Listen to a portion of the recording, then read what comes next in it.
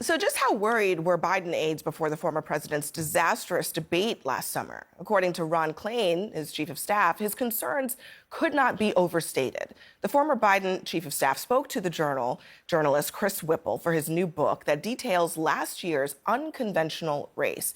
And just 4 days before the debate, Klain recalled that Biden didn't know what Trump had been saying and couldn't grasp what the back and forth of the campaign was. And at his first meeting with Biden for debate prep, quote, Klain was startled. He'd never seen Biden so exhausted and so out of it. Biden was unaware of what was happening in his own campaign. Halfway through the session, the president excused himself and went off to sit by the pool. In a statement to CNN, Klain said the excerpts from the book distorted his meaning. He says, I had no doubts then or now about the president's mental acuity. My point was that he was exhausted from travel and sick and overly focused on foreign affairs and detached from domestic policy. He says that Biden wasn't in the flow on the arguments of the campaign and was focused on Ukraine and Israel. I am not sure that is the defense that he thinks it is. And here's the bottom line, having nothing to do with the excerpt. That special counsel who interviewed President Biden about why he had the files in his garage, I mean, his ultimate conclusion was basically Biden wasn't up, like he shouldn't be prosecuted out of sympathy. He's an elderly man. He's an elderly man who has a very bad memory and doesn't remember anything that happened. Ashley, do you feel lied to? Yeah, I do. I hadn't been around the president before that debate, and I worked for Joe Biden, and if the people around him knew that he was not capable, it is unacceptable to me that they allowed him to go onto that stage. I deserve better as a voter, not even as a Democrat, as a voter and as an American. I do. And I know that Joe Biden is a friend, but in this excerpt, the part about the pool, he went off, this is in the middle of debate prep, went off to the pool and he took a nap.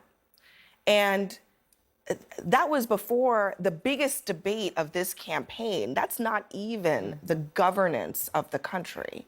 So Joe Biden, maybe he has the best intentions. I'm sure that you believe that.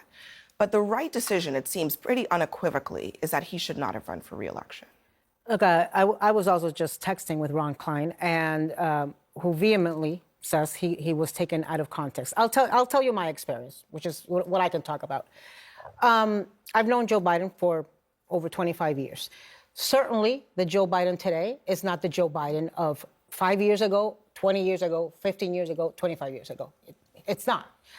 But also, I will tell you, and I think that comes out also in the book and the excerpt that I read, something clearly happened that day, around those days, that was not the case the day after. I saw Joe Biden 24 hours after that debate here in New York. He was a completely different person. I saw Joe Biden when he came to The View after he dropped out, and he was a completely different person than what we saw at that debate. What happened around those days?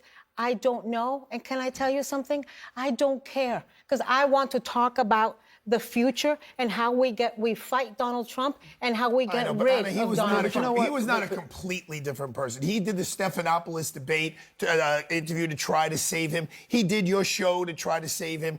He just, look, he's the guy's in his mid-80s. I'm not faulting him. He just wasn't the Joe Biden who was elected 4 years before. He wasn't the one. And his family should have pulled the plug. I said that. Well, they His should own have, family and so should his pulled the plug. advisors. I mean, talk about a big cover-up. I mean, we've been talking a lot about Donald Trump lately. I just want to ask a simple question. Who in the heck was running the country? If the president's mental acuity was in question and some days he's on and some days he's off, was the guy really capable of doing the job day to day? I honestly really question that. And I think a lot of Democrats who said at the time, oh, Joe Biden is the fittest guy in the world. He could do backflips. He could jump into the pool, run marathons, do 100 push-ups.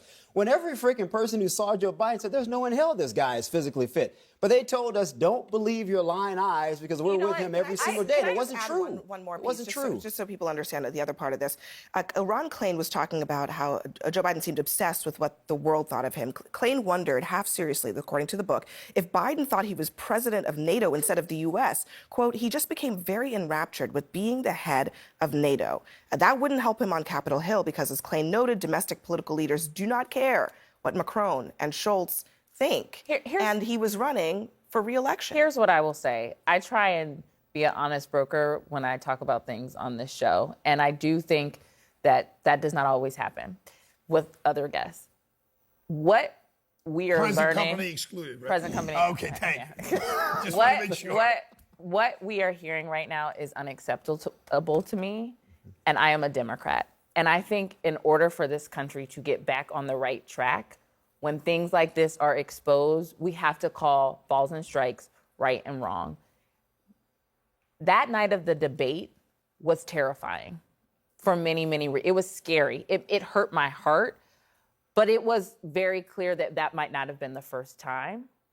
And I find that unacceptable. I would find that unacceptable in a Trump administration, in an Obama administration, in a Bush administration, and in a Biden administration. Why do you All think right, that it gotta wasn't the leave it there. first time? We really have to leave it there. Because you don't just fall off the cliff that quickly. It's a slow don't. decline.